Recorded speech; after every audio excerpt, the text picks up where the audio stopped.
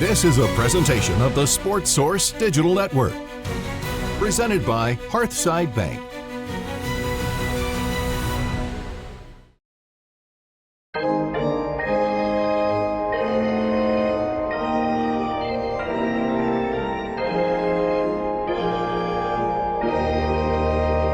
Welcome to Sports Source Hardball. I'm Will Heflin, former left-handed pitcher at Tennessee. I'm joined by A.J. Simcox, former shortstop at Tennessee, and former two-way Andrew Lee at the University of Tennessee. We're here to recap Alabama and talk about the upcoming week as Vol baseball goes to South Carolina. Fellas, 2-2. Doesn't sound like a phenomenal weekend, but you win a series against a top 10 team on the road. Really, I guess they're top 15, but in my mind, Alabama's probably top 10. So overall, a solid weekend. What are you guys' initial takeaways? Yeah, I think it was a great weekend for them. Coming away, like you said, arguably a top 10 team coming away with a road series win. You get punched in the mouth on Friday or Thursday night, and then you take the next two and the Saturday final game of the series in dominating fashion. And then we can kind of talk about it, but throughout the weekend you learned a little bit more about your team, kind of what to look forward to, what's some strengths, some potential weaknesses. I mean, it's hard to say weaknesses when you have the record that you do and you're 5-1 in SEC play, but just some things to look out for. Of course, I spoke it into existence. I said, if we have a bad night from Liam Doyle, which a bad night where you still get 6 innings out of a Friday night starter, not the worst thing in the world. He had what I like to refer to as a professional outing. You see it all the time in pro ball. Your pen may need some help. Your starter gets hit early. I know his pitch count got drawn up, a few walks, an error built into that. But we still got 6 strong innings out of him, which I think set us up for the weekend, especially considering how deep Snead went in Game 2 and then how much Loy was able to contribute throughout the whole weekend. So getting 6 after that rough start I think was huge out of Liam. We'll see how he responds this week. I think that teams are going to start to try and take the approach of let's just drive up the pitch count as much as possible. It seems like he's been going deep a lot of his starts, maybe not getting those 6 or 7 innings that we're looking for. Yeah. Which, I mean, a strikeout pitcher too, typically you are going to have a higher pitch count. Mm-hmm. They proved last year that they can win without starters going deep into games and relying on the bullpen, Snead being that long relief guy. But yeah, I mean, I think it's going to be interesting to see how Doyle continues to move forward. The stuff's obviously there, but can he limit the pitch count and kind of stretch out more than 4, 5, 6 innings? And that may be something strategy-wise that you've noticed from Frank.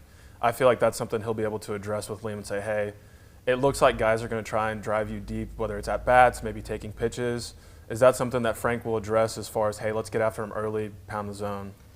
Yeah, for sure, and he's had to lean on more off-speed than he did early in the year, but you just see a ton of foul balls in all of his starts, which is kind of tough. But, obviously as he matures, which I thought the outing, like you mentioned, was a huge growth point because you had the inning that got away from you there in the second or third, and then you're able to kind of right the ship and still give, at the end of it, a good outing, even though it was his worst statistical line on the season. It gave Tennessee a chance to get back in that game. You end up not winning it, but he gave you a chance and also set up the bullpen for later in the weekend because you only had to use Dylan Loy for 2 innings and you had Snead ready to go the next day, which proved to be a big factor.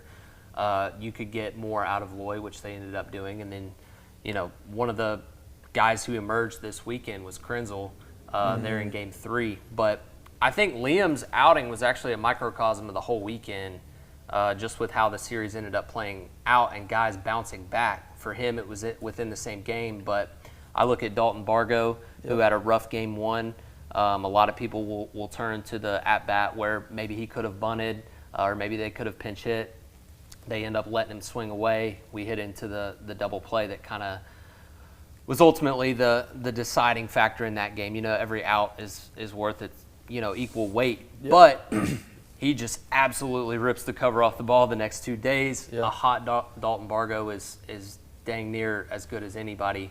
And then Manny Marin, who had the error in the big inning, really seemed to settle in at second base and had some good at-bats and made some plays defensively throughout the rest of the weekend. But, my word of the week for the Alabama series as a whole was just growth. I mean, it was a Yep. lot of adversity to face. You Yeah. really, coming off the midweek loss, the biggest thing, you kind of want to get some mouthwash and rinse that out and get a win, and you don't do that, and you lose 2 in a row. But to see him jump out on a really good arm on game 2 and get a 5 spot in the first 2 innings was huge. And then you jump out in game 3 kind of the same way.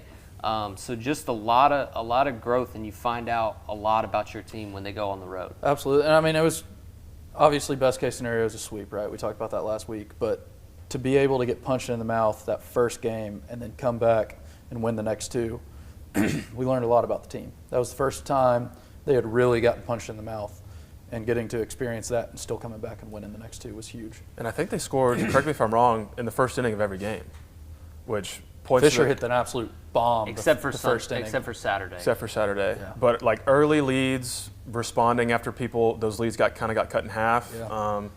I'm really excited about Jay Abernathy at the top of the lineup. Yeah. I was talking to AJ about this off camera. I feel like every game he is on base, scoring runs. It may not be 2 or 3 hit games, but he's taking good at bats, drawing walks, and then he's just a terror on the bases as well. 100%. Yeah. All right, It'll be interesting to see how he progresses in the outfield too. He came in as an infielder. He's got a couple errors in SEC play, which isn't overly concerning. But that's just going to be part of the growth as he continues to go. I mean, you see the outstanding plays too. Oh yeah, with the arm 100%. strength and the catch up against or running into the wall. But yes, he will be tested more. A little fine tuning that'll be. Yeah, and it just comes with experience. The consistency of it, and we'll see where he lands long term. Yeah. Last thing, coming back after a series win, getting on the bus. To me, there's not a whole lot of better feeling than coming back on day 3. You win a rubber match. So my team, I was a little bit younger than you guys. We played this dumb game called Mafia, and we loved it. What was your guys' go-to after a series win on the road? Well, first thing, you get on the bus, you play Dixieland Delight, especially after a series win at Alabama. Everyone gets a little fired up from that. Then the games start. You're always going to have your groups. There's card guys who are going to play some version of whether it be, poker, 31, maybe pluck, and then you have your Mafia in the back of the bus, which for those of you who are uninitiated, you have certain people who are the Mafia members that are taking out other participants at night. You got a sheriff that's trying to find out who the Mafia is. It's a dumb game. Basically, if you took a locker room and all the shenanigans that went in a locker room and you put it on a bus and let people yell at each other for an hour and just point fingers and say, you're the bad guy, you're the bad guy, that's what happens in the back of a bus on a 4-hour road trip. Yeah, about 4.5 hours of chaos. It's great if you win. It's a long ride home if you lose. It's a little bit more quiet if you lose. Yeah. Winning game 3, if you're not going to win them all, you definitely want one of your wins to be the last one. This episode of Hardball is brought to you by the Garza Law Firm. When you need an attorney, get the best. And go local. That's Marcos Garza and the Garza Law Firm, proud supporters of Tennessee baseball. All right, let's get into the midweek games. They did lose one.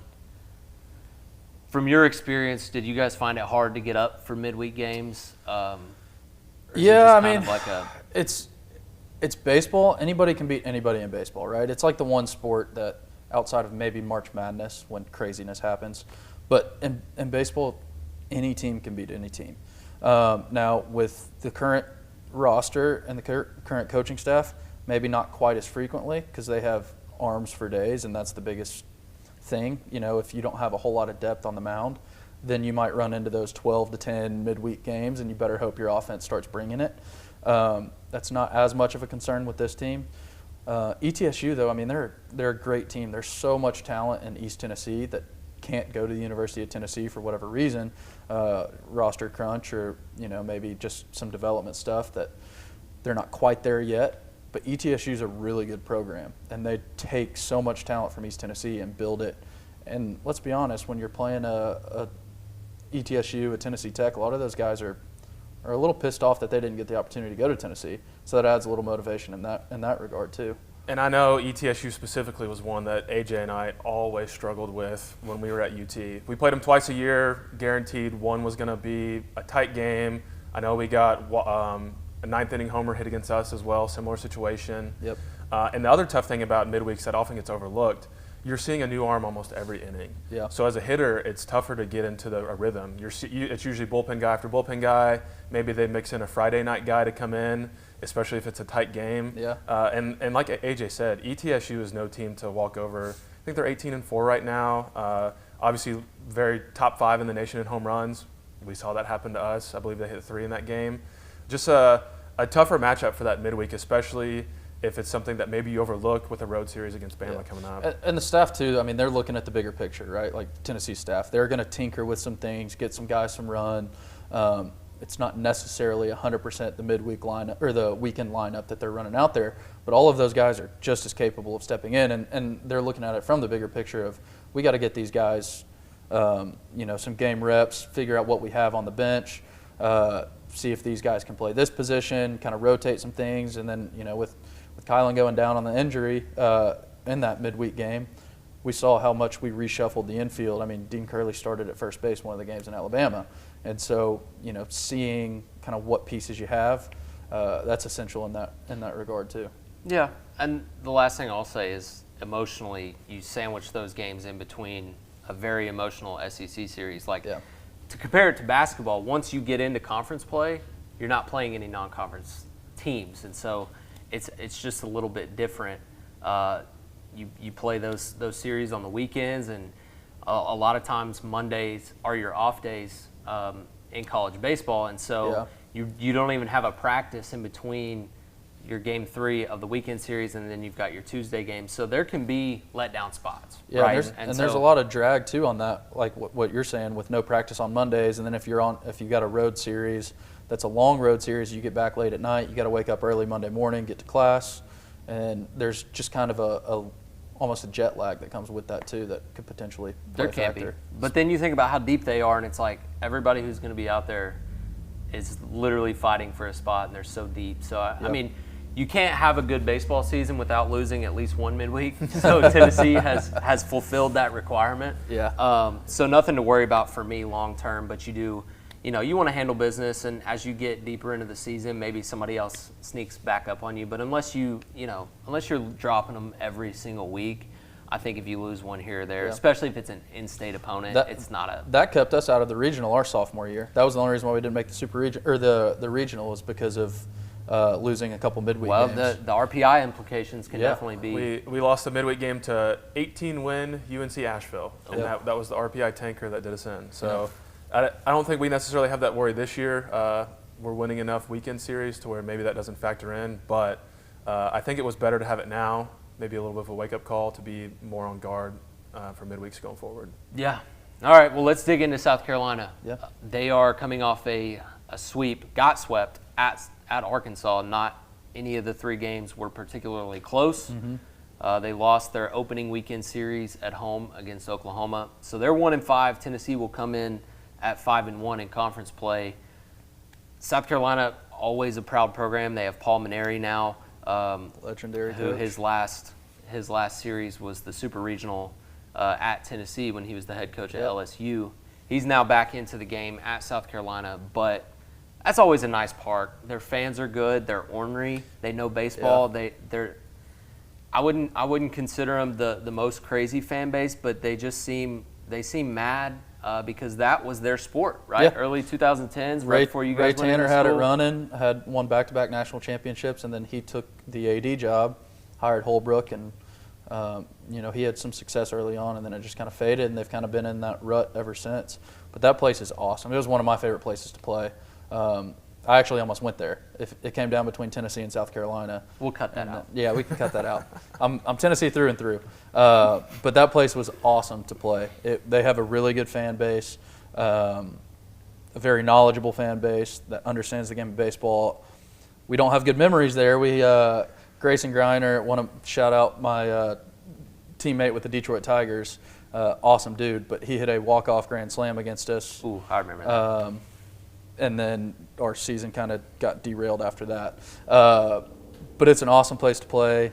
It'll be interesting to see how they kind of come out, if they're going to be pissed off or not. The goal is going to be to keep Sandstorm to a minimum. Yeah. As soon as they get that place jumping, play the music, that freaking Rooster Crow sound that they play in the background, I don't want to say it gets in your head, but you can feel the energy coming to you. So I feel like this is another one where we need to try and jump ahead early, similar to some of those later weekend games we had at Bama, and just try and keep that to a minimum. Because once they get rocking, that fan base gets really pumped up for some South Carolina baseball. And you mentioned their 1-5 record, but it's not like, I mean, the SEC, we talked about it last week too.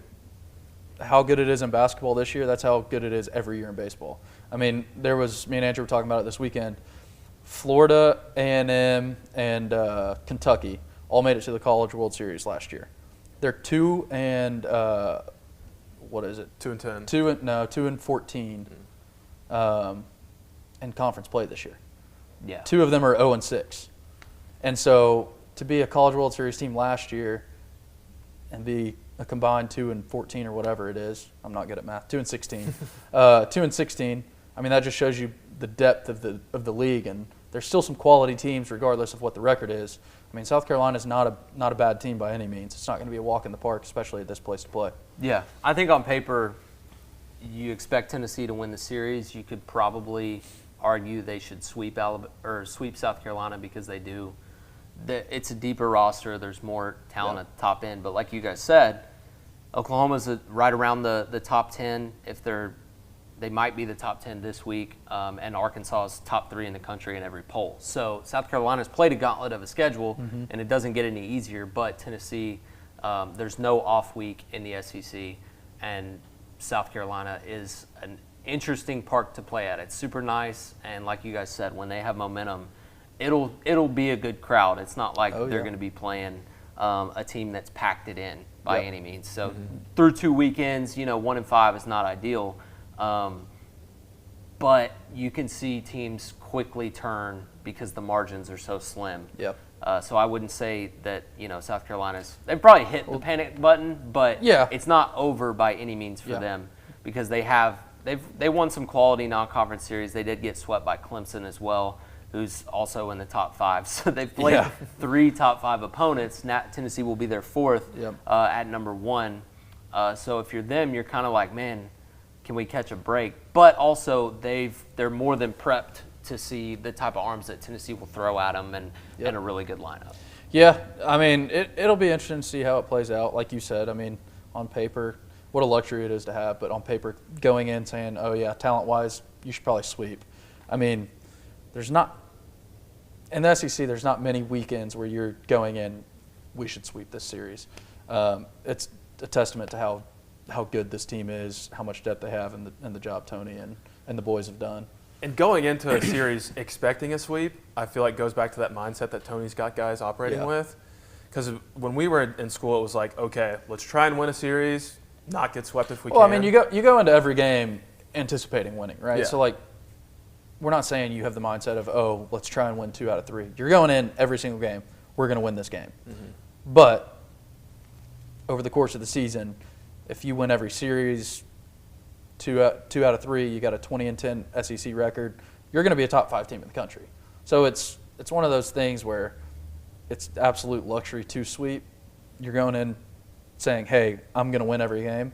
But if you walk away with a series win, like, you're satisfied. Well, I think the biggest thing for Tennessee, too, is if you are without Keelan again this weekend, Jay Abernathy has shown he's a veteran, but he's a freshman, right? And Manny Marin's a freshman. And Ariel Antigua, who kind of burst onto the scene this weekend. You're still learning a ton about your team, even though you've played over 20 games to this point. So there's a lot of value. And for me, I was always this way. I'm scoreboard watching across the league. It is never too early to look at standings. You're sharing the top right now at 5-1 with the likes of Texas, Georgia, and Arkansas. Nobody is 6-0. But if you're somebody who's kind of thinking, hey, would like to be the SEC regular season champs again, which I'm one of those people personally, then you need to win the series that you're supposed to win. And Tennessee does have LSU on the schedule and does have, while reeling Texas A&M preseason number 1 on the schedule, you're going to have Go to Ole Miss. You go to Mississippi. You're going to have those super high-profile series. So while this probably isn't the series of the week in the SEC, you got to handle biz. You got to get your wins where you can. Absolutely. Yeah, you cannot lay down, and there's no there's just no bye week. It's 10 straight weeks of 3 games and absolute warfare. And so I'm excited to see not only how they respond off the 2-2 week, because while a successful week, I think they left the week thinking there's a lot of areas we can get better. So for me, I think the keys of the weekend, and interested to hear your guys, is play clean defensively, get deep into the game if you're Liam Doyle and Marcus Phillips, and then also, the freshman duo on the back end between Tegan Coons and Krenzel. I think we'll see that again. No reason not to. I would like to see both of those guys extend even further. Yeah, I would say that's the only knock on Coons so far, right, is he just hasn't gone deep into games, and I'm sure part of that is planned by the staff. But, I mean, he's really answered the door on that third game. I mean, he's looked really good, and, I mean, you can tell the stuff's it's not a bad option while you're waiting on A.J. Russell. No, it is not. We talked about it last week, and if he can solidify that spot, then that opens up a lot of opportunities for this team. I feel like that's another thing. Get some of those opportunities for A.J. Russell, maybe build some early leads, get some of our A.J. and some of our younger pitchers opportunities where we can let them run, and it's not a one and done in a tight situation type of thing. That, and then I want to see how Levi Clark responds. I know he struggled a little bit in SEC play, had some pinch hit ABs where Dalton Bargo has come in, which props to Dalton, has earned more of that playing time, especially after this weekend with Alabama. But I'll be interested to see what that dynamic is, the matchups that Tony chooses to play, right on left and things like that. And then some of our back-end guys, obviously Dylan Loy established, Snead established. Now we have our starters established. I want to see some of the play between maybe Arvidsson, see if Benke continues to develop with those left-on-left matchups, and see if Tanner Franklin continues to be that guy. What a bounce back for him to come in the situation he did. Huge situation, tying run at the plate, and just pumps, 98, 99 the whole at bat and gets a big strikeout. So continue to see that kind of back-end success. The other two things, and you mentioned Levi Clark, I mean, he's going through it right now, right? Like that ball looks like a freaking bean coming in, right? I mean, I've been through it. I had a stretch in high A when I went 0 for 24, and you want to talk about feeling lost. Yeah, he's like 0 I felt like I was up there swinging with my feet and not my hands. I mean, the ball looks tiny right now probably to him, but all it takes is, especially with his ability, all it takes is that one pitch, it clicks, and it's pure, and he gets locked right back in. It's tough, too. I mean, being a freshman coming into the SEC play and then scuffling at the beginning, you might lose some confidence and start pressing a little bit more. His playing time's starting to slip away a little bit. But I think in the long run he'll be perfectly fine. The other thing last week that I think was really good was Antigua. I mean, he was huge. I mean, he's unreal at short, right? Huge. Like Tony V was talking about that last year, and then he got hurt going into the spring season. But he's smooth as can be at short, and then doing what he's did with the bat this weekend was really impressive. His swing is exactly like Isaac Paredes, who I played with. He's in the big leagues. I don't know who he signed with now, but he was with the Tigers and then with the Rays. I think he just got traded to the Braves maybe, but his swing is identical to his.